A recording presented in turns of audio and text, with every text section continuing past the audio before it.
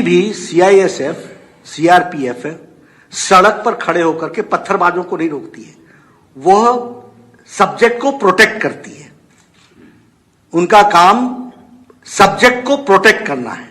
उनका काम सड़क पर खड़े होकर के जो लोग वहां पत्थर इकट्ठे कर रहे थे उनको रोकना हमारा काम नहीं है, वो स्टेट पुलिस का काम है।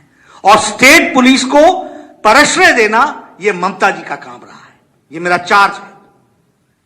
नाडा जी नमस्ते, मैं ऋतिक एबीपी आनंदों से। आपसे सवाल यह है कि बंगाल की वर्तमान स्थिति को मद्देनजर रखते हुए पार्टी अध्यक्ष होने के नाते केंद्र सरकार से आपका क्या गुजारिश रहेगी? क्या आप उनसे राष्ट्रपति शासन की मांग करेंगे? और दूसरा सवाल, आए दिन सुनने में आता है कि तृणमूल के तमाम प्रमुख नेता बीजेपी के संपर्क में है, बहुत से नेता हाल ही में आपको ज्वाइन भी किया है। ऐसे और कितने प्रमुख नेता है जो बीजेपी में शरीक होने वाले हैं? Thank you. देखिए, जहां तक भारतीय जनता पार्टी का सवाल है, मेरा कमेंट और मेरी अंडरस्टैंडिंग बंगाल के बारे में, law and order situation has failed, it has crumbled down. लेकिन हम प्रजातांत्रिक तरीके से लड़ने वाले लोग हैं, इसलिए हम प्रजातांत्रिक तरीके से ममता जी को पदच्युत करेंगे through democratic means, number 1। Number 2, आपका क्वेश्चन क्या था?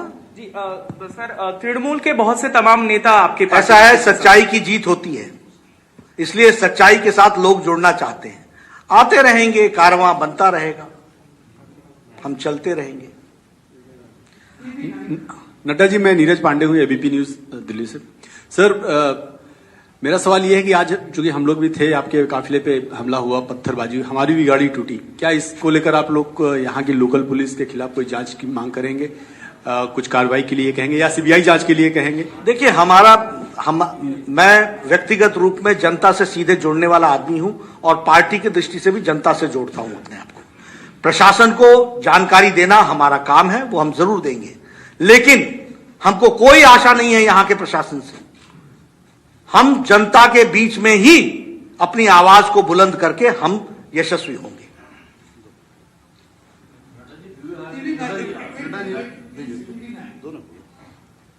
नड्डा जी, मैं आमोद टीवी 9 से। एक प्रश्न, बंगाल में मैं 2-3 दिन से घूम रहा हूं और जो टीएमसी की तरफ से आ रहा है बार बार, वो बाहरी और भीतरी को लेकर आ रहा है। वो कह रहे हैं कि बीजेपी वाले बाहरी हैं और यहाँ तो भीतरी दीदी हैं। तो आप लोग इस पॉइंट को कैसे काउंटर कर रहे हैं? देखिए, भारतीय जनसंघ की स्थापना हमारे श्यामा प्रसाद मुखर्जी ने की, और एक देश में 2 निशान, 2 विधान, 2 संविधान नहीं चलेंगे, इसकी स्थापना करने का विचार बंगाल से आया। हमारा दायित्व तो बनता है कि बंगाल को आत्मसात करते हुए उस विचारधारा को ध्यान में रख करके हम यहां पर अपने आप को काम भी करें और उनके बताए रास्ते पर भी चलें। एक बात तो हमको ये बड़े स्पष्ट होनी चाहिए। दूसरा, जो ममता जी का बंगाल है वो मैंने आपको एक्सप्लेन कर दिया, वो बंगाल नहीं है।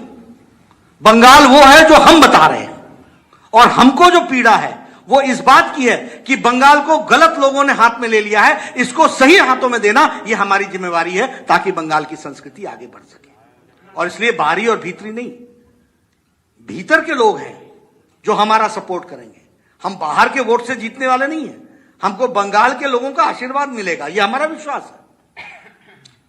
নাড্ডাজি যে কথাটা বললেন না, যে কথাটা উনি লুকিয়ে রাখলেন, ওটা হচ্ছে উনি হচ্ছেন বাংলার জামাই, এটাও একটু মনে রাখুন। Shreyasi, I think, from Times Now has question. Sir, hi, this is Shreyoshi from Times Now. So my question to you is, the BJP has been talking about the citizenship amendment law that has been passed by the parliament. There have been statements being made that by the end of January it will be implemented. Has that been done? Will that be done in Bengal? Because Chief Minister Mamata Banerjee has time and again said that it's the centre's prerogative to make the law, but it's the state that will implement it, and we will not allow CAA to be implemented in West Bengal in any way, and she has been protesting against it. So I would want to know, when will CAA be implemented in Bengal and how will it be done? देखिए, parliament के act से पास हो चुका है citizens amendment act, अब उसके rules बन रहे हैं। जैसे ही रूल्स बन जाएंगे वो इम्प्लीमेंट होगा और लेटर और स्पिरिट में इम्प्लीमेंट होगा, और यहां भी होगा। सर, आज के मैं अब्दुल गनी उर्दू न्यूज में, क्या आज की घटने को, हादसे को आप तृणमूल कांग्रेस तृणमूल कांग्रेस देखिए, मैं ये कहना चाहूंगा कि यह प्रजातंत्र के मूल विचार से भिन्न है, नंबर एक। नंबर दो, यह इनटॉलरेंस की असहिष्णुता की प्रकाष्ठा है। Zee News Pooja, please Zee News Pooja. Sir, Pooja from Zee News. Sir, हमने पहले देखा है आपकी पार्टी में नेता जो है एक विषय पर काफी डिवाइडेड है, वो विषय है प्रेसिडेंट्स रूल इन बंगाल। आज के मौजूदा परिस्थिति को मद्देनजर रखते हुए क्या आप प्रेसिडेंट्स रूल की मांग करते हैं? देखिए, सेंटिमेंट्स जो हैं वो विचार में कोई लोग उसको एक्सप्रेस कर देते हैं।